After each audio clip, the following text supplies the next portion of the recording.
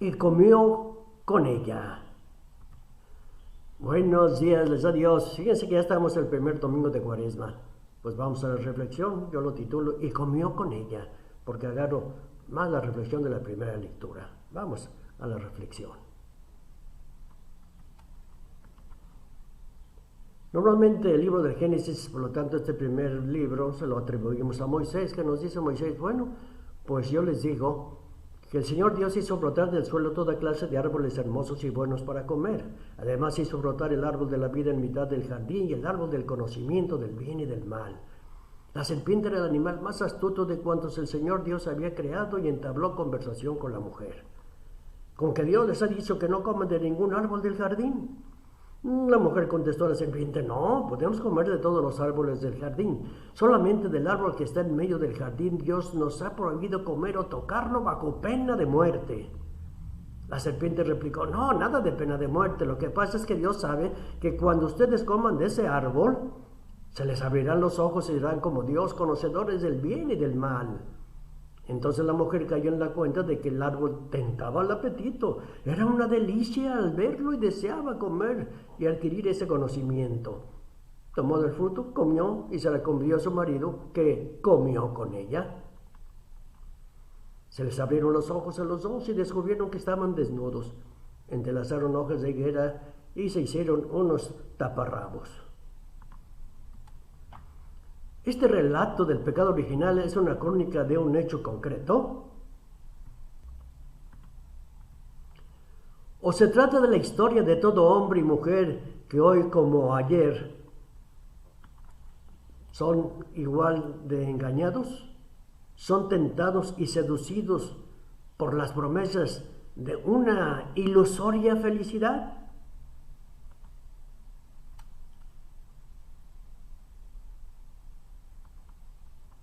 Bueno, pues la narración comienza así. Entonces el Señor Dios modeló al hombre con arcilla del suelo, sopló en su nariz aliento de vida, y el hombre se convirtió en un ser vivo. El Señor hizo un espléndido jardín en el Edén, lo llenó de bonitas hierbas, flores y frutos muy apetecibles, de veras y agradables a la vista. Y en ese jardín colocó al hombre y a la mujer que había modelado. Y en el centro del jardín había dos árboles intocables, el de la vida y el árbol del conocimiento del bien y del mal. Los dos árboles representaban dos límites que si se traspasaban provocarían desastres. Bueno, pues, ¿qué pasó? Pues este relato no es más que una crónica o es una reflexión sapiencial sobre la condición humana. Pues yo creo que es un buen intento de responder a nuestros enigmas, a nuestros tormentos interiores, una buena reflexión de sabiduría. Este relato está narrado con un género literario llamado mito. ¿Y qué es el mito? El mito es un género literario que no se puede sustituir por ningún otro género literario porque nos transmiten verdades que ningún otro análisis racional está capacitado para expresar esas realidades, por lo tanto puede cambiar constantemente, se reactualiza, provoca intuiciones siempre más profundas, vamos descubriendo verdades, suscita formas de pensamiento siempre nuevas. Y si no tomamos en serio este género del mito, es como si ignoráramos que estas cosas muy serias sobre las relaciones del hombre con Dios, nadie me las podrá enseñar. El problema no está en saber lo que ocurrió, cómo ocurrió, no, sino hay que captar en el mito aquellas verdades que llenan de significado nuestra propia existencia. Vamos a reflexionar sobre el primer árbol. Sin más, este primer árbol es el símbolo de Dios, dispensador de toda vida y sobre todo la vida eterna. Esa inmortalidad es el fruto hacia el cual el hombre no puede extender la mano. Porque si extiende la mano a agarrar de ese árbol de la vida, entonces quiere decir que rechaza su propia condición humana. y todos debemos pasar, ya sabes, por este mundo, y este mundo está marcado por innumerables formas de morir. Entonces, es muy peligroso ilusionarme creyendo que somos inmortales. Es peligroso si rechazamos o sustituimos esta realidad de nuestra limitación. Es peligroso construir nuestra vida como si este mundo fuera nuestra ciudad permanente. Ya el salmista nos los dice: Señor, enséñanos a contar nuestros días y alcanzaremos la sabiduría del corazón. Y esta es nuestra condición de mortales, somos limitados, pero no es la última y la definitiva, no. Un día Dios nos ofrece la inmortalidad como su regalo. Nos dice el Apocalipsis: al vencedor le permitiré comer del árbol de la vida que está en el paraíso. Y es una invitación a aceptar la muerte y el dolor del tiempo presente, dirigiendo nuestra mirada hacia el mundo, donde dice el Apocalipsis: ya no habrá muerte, ni pena, ni llanto, ni dolor, porque todo lo antiguo habrá pasado. Y el segundo árbol es aquel que no podemos tocar, ¿verdad? Sus frutos. ¿Por qué? Porque es el árbol del conocimiento del bien y del mal. Ah, pues qué bueno diríamos esto, pero no, acuérdate que este árbol pertenece a Dios.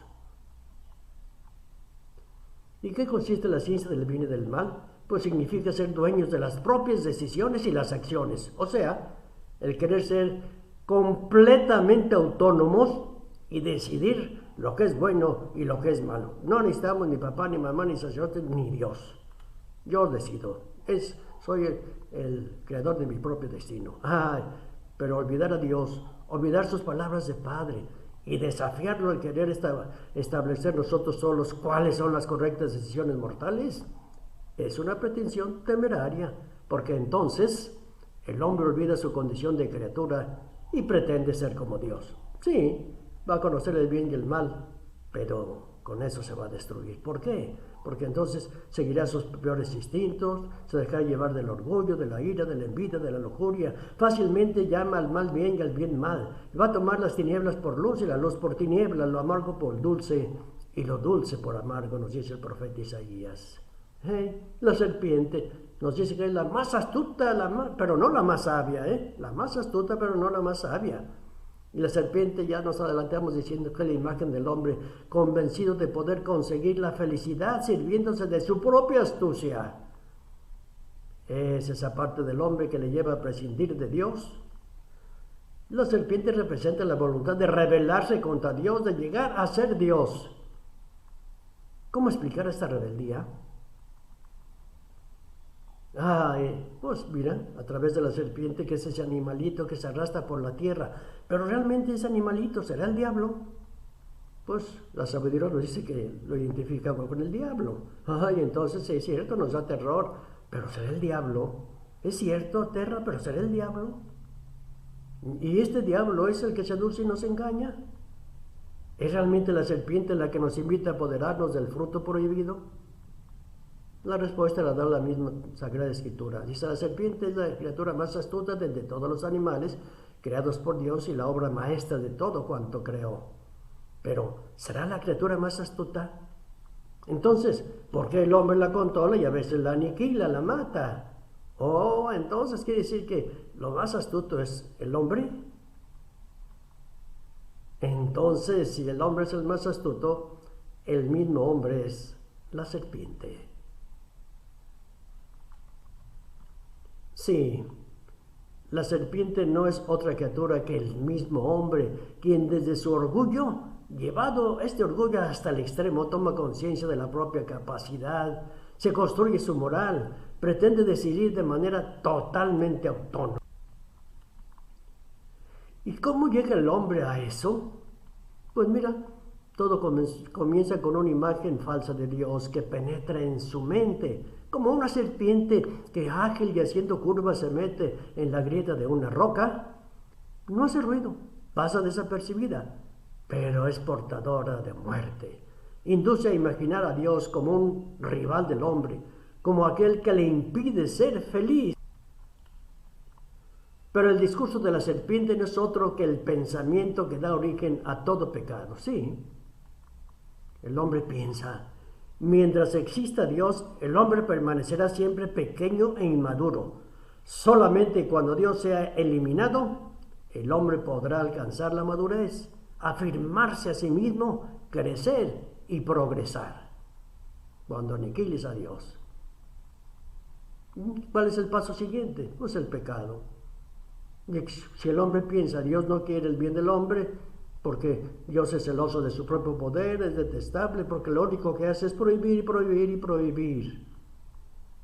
Y esta desconfianza con respecto a Dios te lleva a elegir en contra de sus indicaciones. Y el pecado no nace de una búsqueda del mal, sino del bien y de la felicidad. El problema no está en que, no fiándose de Dios, el hombre apunta hacia el blanco equivocado. Falla el objetivo y se autodestruye, ya dijimos. Y este error, dijimos, es falta de sabiduría, es una astucia insensata. Y luego dice que el hombre y la mujer se dan cuenta de que están desnudos. ¿Qué significa eso? ¿Por qué no sentían vergüenza? Entonces, ¿qué significa? La desnudez no tiene nada que ver con la sexualidad o la perfección de los instintos. Es simplemente el símbolo de la condición humana. Sí, dice ahí, lee el libro de Job.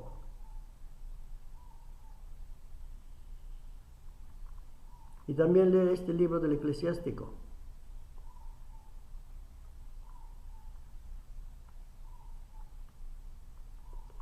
Pues ya, como nos dice la Escritura, después del pecado el hombre y la mujer no aceptaron su condición de hombre y mujer con serenidad y trataron de esconderla.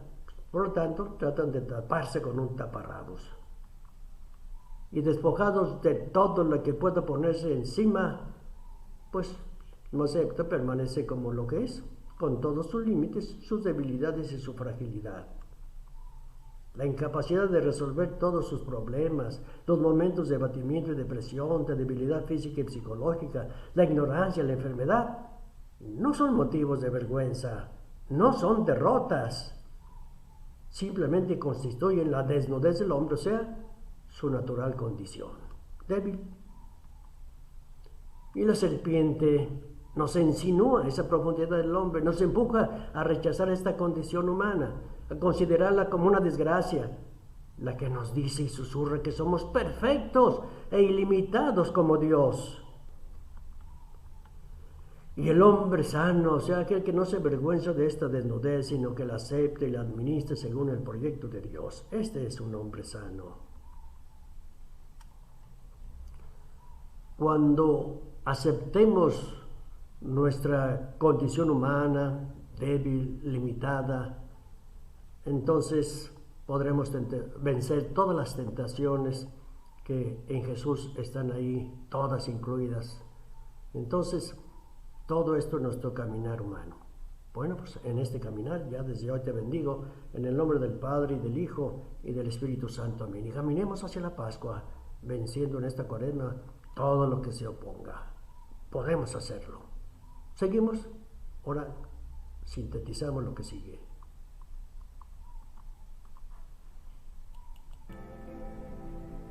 Vamos a una reflexión breve sobre las tentaciones de Jesús. Ahí están simbolizadas las tres. Estas tentaciones representan pues una manera equivocada de relacionarnos con las cosas, con Dios y con las personas.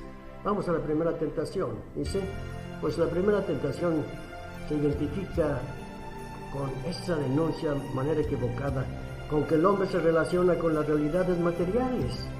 Sí, porque entonces, cuando están mal relacionados, derrochan lujos en lo superfluo, mientras otros están muriendo de hambre por tanta necesidad. Entonces vive del trabajo de los otros, los explota. Es el empleo egoísta de las riquezas. Es acumular por acumular por acumular. Y estos comportamientos son dictados por el maligno. Esta es la primera tentación a vencer. La segunda es la más sutil de las astucias del mal para conducirnos por la vida equivocada. El diablo se presenta con un rostro atractivo, semblante devoto, piadoso y se sirve hasta de la misma palabra de Dios. ¿Qué pretende el maligno? Pues nada menos que minar la base de la relación de Dios contigo y contigo con Dios. Y cuando en tu mente se insinúa la duda de que el Señor mantenga sus promesas. Y ahora yo no siento que entonces el diablo tiene su objetivo, sí, porque te hace dudar de que Dios sea fiel a su palabra, te hace dudar de que te asegure su protección y te sostenga en los momentos más cruciales de tu vida, te mete la duda de que Dios te ha abandonado cuando siempre has confiado en Él, te mete la duda de que vos necesitas para ir pruebas, milagritos. Jesús fue sometido a esta prueba, pero no se dio, no cayó. La tercera tentación es la tentación del poder y el dominio sobre los otros. Es la elección entre dominar o servir, entre competir o ser solidarios, entre someter o considerarse siervos. El ansia de poder, ¿no crees que es solamente de los que tienen dinero y gobierno? No, es irresistible, aún se da en los pobres que se sienten tentados a dominar a quien es más débil que él todavía. Es un poder diabólico, aunque a veces se ejerce en nombre de Dios. Es que la Biblia dice, es que los gobernantes son elegidos por Dios. Pero mira, donde quiera que se trate de dominar al prójimo, o que se luche por prevalecer sobre los otros, o que alguien se vea obligado a someterse, a arrodillarse, a inclinarse frente a otro semejante, ahí está presente la lógica del maligno.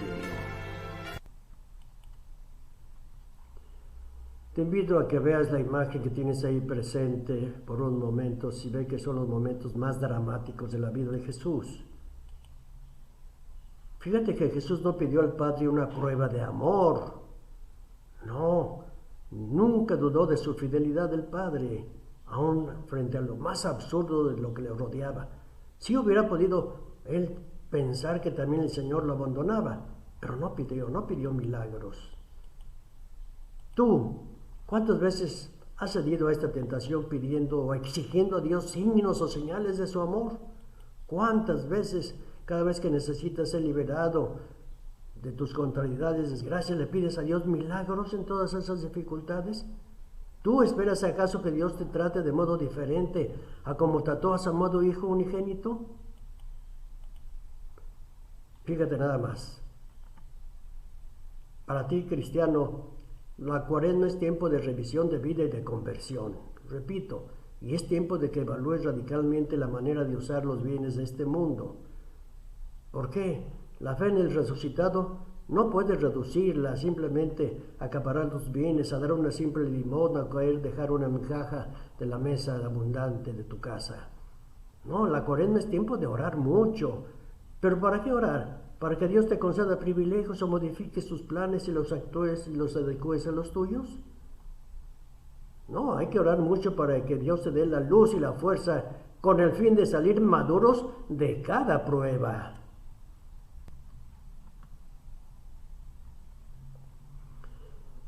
Las tentaciones de Jesús fueron de veras fuertes, pero fíjate que hay una cuarta tentación y es la más dramática, la que padeció ahí en la cruz. Cuando Jesús gritaba, Dios mío, ¿por qué me has abandonado? Podía haber caído en la tentación de pedir un milagro, bajar de esa cruz y demostrarles quién era Él. Ahí tiene Jesús, el modelo ideal. Y tú y yo entonces ante la tentación, ¿qué tenemos que hacer? Pues afrontarla para vencerla. Es la única manera de vencer la tentación, afrontarla. Afrontar la tentación y así seremos vencedores. La tentación no es pecado, la tentación es oportunidad de poder demostrar también la gracia de Dios en ti y poder vencer todo lo que el maligno nos insinúe y nos presente sin caer en la trampa. Si es así, si esta Cuaresma es fructífera, serás triunfador en la Pascua. Hasta la próxima, ya desde hoy, feliz Pascua.